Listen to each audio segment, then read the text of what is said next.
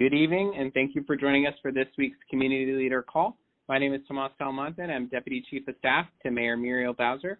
I want to thank you all for joining us this week and every week as we update you on the district's response and recovery efforts related to COVID-19. Before we get started, I want to remind everyone for the most up-to-date information and resources related to the district's efforts on COVID-19, you can visit coronavirus.dc.gov. Also, if you have a question for any of our speakers today, you can press 0 to be entered into our question queue, and we'll get to the Q&A portion of the program here in just a minute. But again, if you have a question, you can press 0. On today's call, we will be joined with Dr. Christopher Rodriguez, our Director of the Department of Homeland Security and Emergency Management Agency, as well as Deputy Mayor for Education, Paul Kine. So we will hear from them here shortly, and then they'll be around to help answer questions that you may have. So again, if you have a question, you can press 0. I want to remind everyone this morning the mayor did make some updates related to the district's a situational update related to the district's response to COVID-19, and the mayor did announce that we will be making a final determination on July 31st about DCPS and what the school year will look like for 2020-2021, including if we'll return for a hybrid reopening or whether schools will remain virtual. So again, that date will be July 31st. We know that children do best when they're in school and in classrooms with teachers and their peers, but we also want to ensure that we can partially open and operate schools safely. And in her overview this morning, Dr. Nesbitt said that overall the district is in a good place in our COVID-19 tracking metrics, but this virus is still circulating in our city, and we need all residents and businesses to remain vigilant. As we've said on these calls weekly, we all have a part to play by wearing our masks, and monitoring symptoms, getting tested, and so we've seen what's happening in other states, and we know that the best way to defeat this virus is by continuing to stay home when we can, to socially distance, to wear masks, and so we call on each of us, all of us together to play our part in that, to help continue to see bringing the numbers down and keeping our fellow Washingtonians safe. I would be remiss as well if I didn't remind everyone about the census. If you have not completed your census, we are hoping that you will do so as soon as possible. You can go to my2020census.gov now to complete your census and get counted, and so we'll hope you'll do that, and we want to make sure that we're getting our count up. Right now in DC, our completion rate for the 2020 census is 58%, so we have a lot of work to do. We want to make sure that every Washingtonian gets counted in all 8 wards. So again, I want to remind you to go to my2020census.gov to make sure that you get counted. So before we go into the question and answer portion, and again, please press 0 now if you have any questions. We are in the midst of summer, and temperatures are rising. We are seeing hotter days as we move closer to August, and so Director Rodriguez is just going to give a quick reminder and update about cooling centers and what that looks like here in the district, just for everyone's awareness. So Director Rodriguez, please go ahead. Thank you, Tomas, and good evening, fellow residents. Hope you are all doing well. As Tomas said, we are in the midst of summer, and at last count, we had 22 straight days of temperatures over 90 degrees, and that raises a lot of concerns for district government, and we want to make sure that everyone is staying cool in the midst of this heat wave. It is one that is really unprecedented in the last few years, so we want to make sure that people know where to go to cool down, and I would urge all of fellow residents on the line to please go to heat.dc.gov. That's heat.dc.gov for a map of all the cooling centers in the district. And what you can do is, it's an interactive map. You can go and look and see where you live, or where your friends live, and you can see the nearest cooling center. Again, that's heat.dc.gov. Thank you, Tomas. Thank you, Director. And again, we're going to go to the Q&A portion of today's call. So again, if you have a question, you can press 0 now.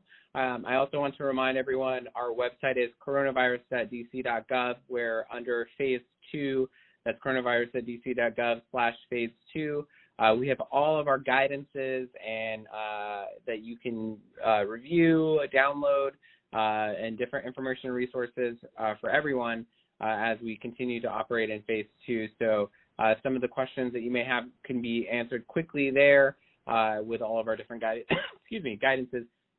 But we now want to go into the Q&A portion, and as a reminder, we have Director Rodriguez who will be helping us with questions, as well as Deputy Mayor for Education, Paul Kine. So we'll take our first question from Sherry Freeman in Ward 7. Sherry, your line is unmuted. Good afternoon. Last week, in answer to a question about the delay in the results of individual COVID-19 tests, I believe the short answer was that it had been corrected and there's no longer an issue. As early or as late again as this week on Monday, I continue to hear on the news that folks are still continuing to wait 10 days or longer for test results that they expected to get back within 3 days. Has that issue actually been resolved, or is this a new issue? And additionally, early on, it was indicated that children 2 and under did not need to wear a mask. With this virus changing every day, and it's now being reported that it could be airborne, does that criteria for 2 and under change? Thank you for those questions. We'll go to Director Rodriguez for the first question, and then I can take the second one. Director? Thank you, Sherry, for your question about testing. As of today, the average turnaround time for testing from someone who gets tested to getting the results is about 3.7 days. Now, we have, over the last few weeks, experienced some delays from our residents in getting testing. Getting testing results. And a lot of that is due to the strong and very high demand for testing here in the District of Columbia. So we continue every week to see increased numbers in the number of residents who come to our testing sites, whether they be the 3 mass testing sites or at our firehouses. And what we're doing to make sure that time frame for turnaround testing is condensed as much as possible is we are working with our public health lab. We are working with private labs and sending them samples to make sure that we keep that turnaround time as low as possible. So while we have seen some instances where there's 5, 7, or even 10-day delays in testing, we are doing everything that we can to make sure that we stay at our 3.7-day turnaround time, which is what we were averaging as of today.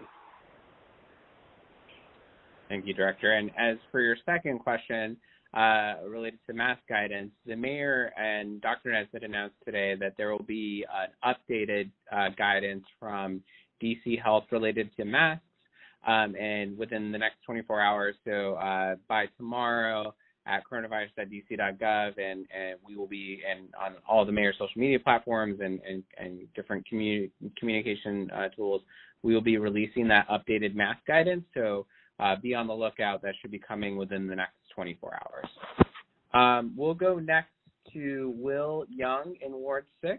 Will, you are unmuted. Yes, good afternoon.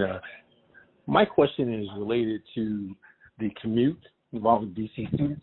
A lot of them take the metro, bus, and train to commute to and from school. And my question is, how is the district going to incorporate social distancing when they commute to classroom and return home on the bus and train?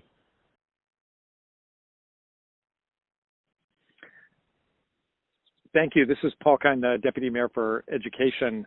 We have been in very close contact with WMATA throughout the health emergency, and WMATA has released a plan for their ramping up of their service to the point where they believe they'll be able to facilitate about half the normal capacity through the use of social distancing on buses and metro.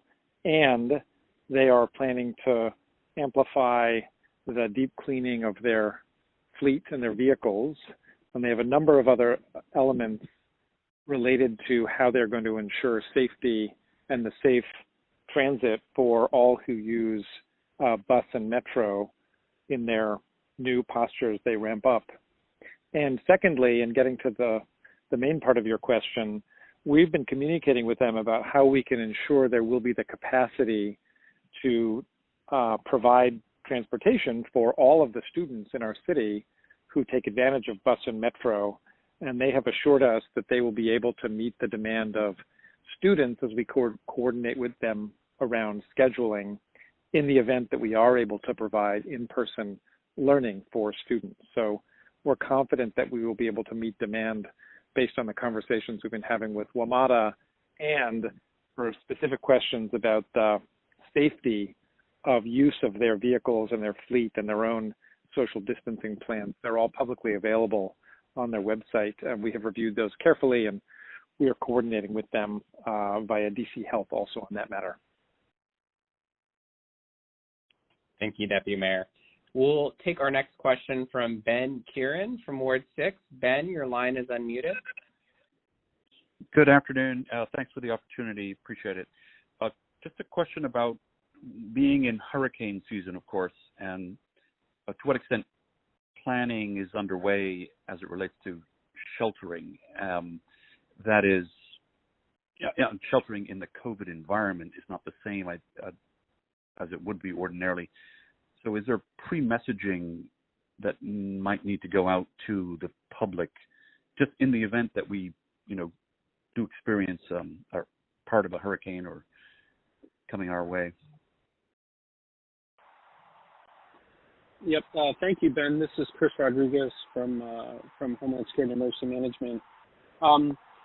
So we have been planning for hurricane season even in the early months of the pandemic. As you know, hurricane season started about on June 30th. June 1st, ends on November 30th, and during that time, and particularly in the midst of the pandemic, we have held exercises with the Federal Emergency Management Agency, with FEMA. We have reviewed our plans, not only for sheltering, but also for a variety of other efforts that would be undertaken in the midst of a hurricane. And so we feel confident in our planning for sheltering. We are updating those plans as we speak to account for social distancing and to account for the pandemic in the event that we had to open up a mass shelter. And so we are continuing to sort of walk and chew gum at the same time in not only assisting the DC Department of Health with the COVID pandemic, but also turning to a lot of our core mission and responsibilities with emergency management for severe weather. I would also say that since as of last week, we had the 6th named storm of the hurricane season, which represents sort of an uptick in activity since last year. And so that only underscores the urgency that we are putting towards making sure that we are ready for severe weather for hurricanes, and particularly in the sheltering mission. So I feel confident that we can manage in the event that we were faced with a severe weather event.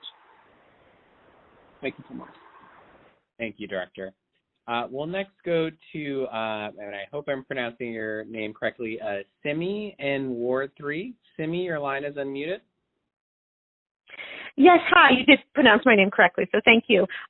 Yes, my question was about the upcoming school year for DCPS. I know that the final plan is not going to be given out until July 31st, but I was wondering what, if any, creative solutions are being considered for this school year as using outdoor space or having more classes outdoors, as using unused for kind of temporary kids attend school at the same time? Hi, Simi. Yes, thank you for the question. This is Paul Kine, the Deputy Mayor for Education, and I feel like there's been a lot of creative thought and energy put into what schools can and should look like to ensure the safest possible practice this coming school year, again, assuming the health conditions allow us to be in person. To take your first point about outdoor space, we have released through OSCE a set of guidance on the health protocols that we insist that schools have in place, and it also includes a set of recommendations that take the form of advice about what schools should consider doing. And one of those is, where possible, schools should consider having classes out of doors if they've got the outdoor space and if they've got the requisite shelter given various weather conditions. And the reason that we included that in our health guidance is that DC Health has made very clear to us that the transmission of the virus actually happens much less frequently in outdoor environments compared to indoor environments. And so we have indeed recommended to schools that they consider strongly using outdoor space. I will say more broadly that in terms of other kinds of spaces and access to other buildings and so on, as we've done our capacity analysis for schools and as we've considered the ways in which we might be able to return in person, we quickly understood that our largest constraint in the system, if I can put it that way, was not facilities or facility space, but was in fact our teaching staff. Because once you need to reduce your cohort size, as we do, to 12, which is no more than 11 students in a group, because we need to have strong cohorts to ensure that we have segregated our student communities into groups that will allow us to quickly quarantine people if there is exposure, but more importantly, to allow them to be very distant from each other in the learning environments. Once you do that, you are basically doubling the number of student groups that you have, and you have the same number of teachers you've always had. And so our constraint, as it turned out, was not facilities and space in buildings, either in schools or nearby, but rather was our number of teachers. And so we are strongly encouraging the use of outdoor spaces, and we understand that that's not any important part of the capacity constraints we have in our buildings. Thank you, Deputy Mayor, for that. We're going to go next to Tom Smith in Ward 3. Tom, your line is unmuted. Thank you very much. My question has to deal with the colleges. Georgetown University announced it plans to bring back only 2,000 of its undergraduate students this fall, but American University is planning to bring back all of its undergrads, more than 7,000 students, with most of them having to find housing off campus in the community. So I'm concerned about the potential health impact on neighborhoods surrounding American University. So my question is, what standards are being used to evaluate the university's plans? And has the city already signed off on AU's plan, on American University's plan?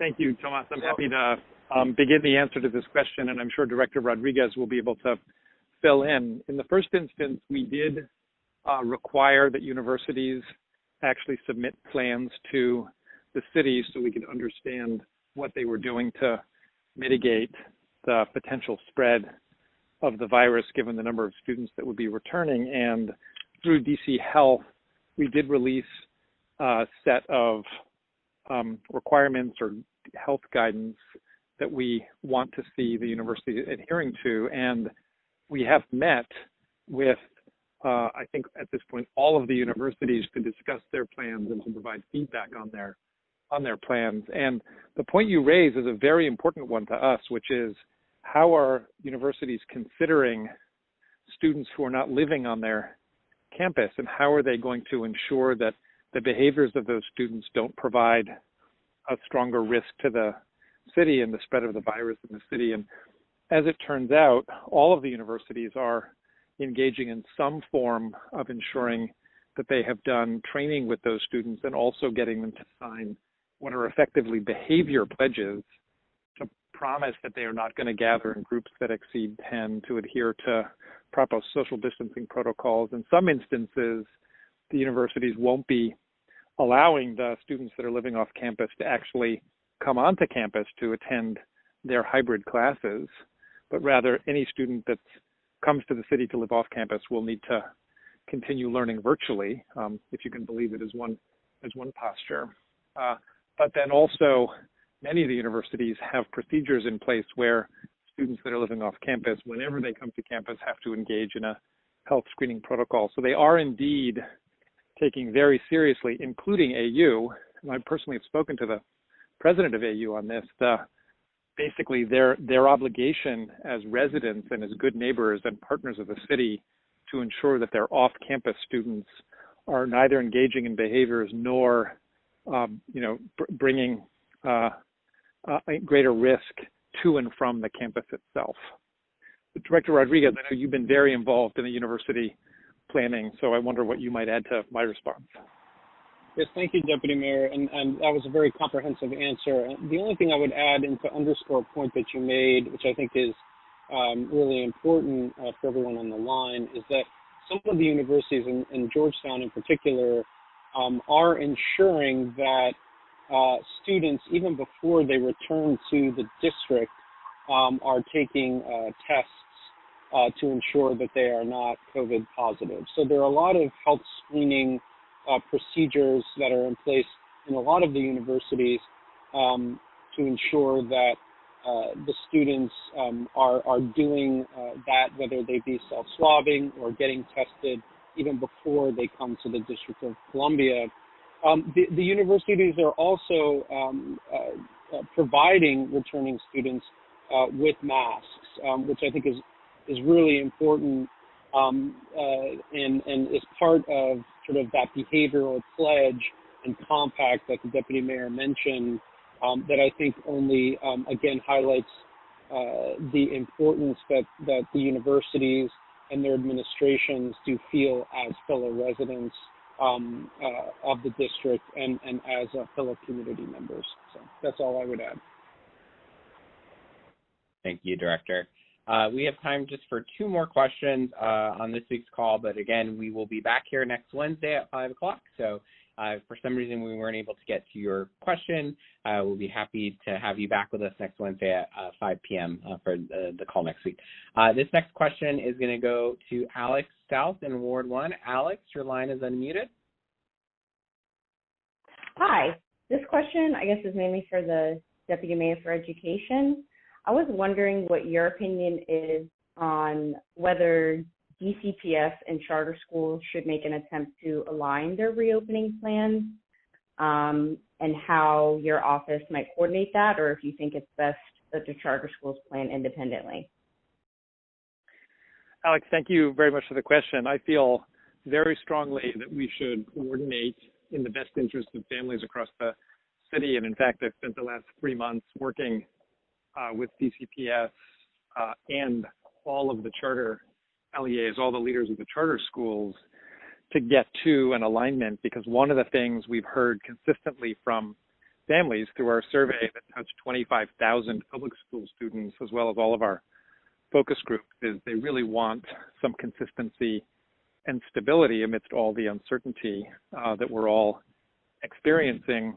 And so in terms of the reopening plan, we have broad agreement that almost all public schools in the city will have an August 31st start date, no matter what that looks like, either virtual or hybrid. And my office produced a set of recommendations for all schools, including all the charter LEAs, on a set of schedules that made the most sense and shared both a language and a scheduling across all schools. So in terms of the cohort naming and taking the Wednesday virtually if schools were going to take a day out of the building entirely. And there's broad consensus on those things across all public schools. There will continue to be some outliers because the charter schools do enjoy a degree of autonomy over these questions. That's the way the system is set up. And virtually all are committed to trying to coordinate and align, because we understand that many families have students in DCPS schools and charter schools. We're trying to align with WMATA and employers, and there's just a huge amount of benefit for us as a city to take a collective stance on how we're planning on engaging in teaching and learning going forward. So I think we're experiencing, frankly, an unprecedented level of collaboration and cooperation, and I do think it's the right thing for us to be doing. Thank you, Deputy Mayor. And we will go next to Larissa Naylor. Larissa, your line is unmuted. Hi, thank you. Yes, I was wondering about outdoor pools, if there's any plans to reopen. My understanding from the research is that chlorine is pretty effective in killing the virus, and if social distancing measures could be maintained, I understand the original plan that was discontinued would have allowed classes and lap swim only. Is there any plan to bring that back before the closing in August? Yes, Larissa, this is Chris Rodriguez. So thank you for your question on pools, and you're right that the inherent risk for virus spread is not necessarily the chlorine or the water. It is the congregation or the congregating of people in a pool environment, and that is the biggest concern from a public health standpoint for opening outdoor pools. As the mayor has said publicly, we do not feel at this time that we are, from a public health standpoint, and looking at our metrics, in a position to open outdoor pools. But I think in a press conference earlier this week, she did commit that we would revisit that issue towards the end of this month. Thank you, Director. And that's it, the time that we have for this week's call, but I do want to thank everybody for joining us. And again, just want to remind, as we close out, remind you of 3 points. For all of the most up-to-date information and resources related to the district's response and recovery efforts with coronavirus, we hope that you will visit coronavirus.dc.gov. And we post all of our daily coronavirus data and all resources, information, guidances from DC Health on the site. So we hope that you'll visit that.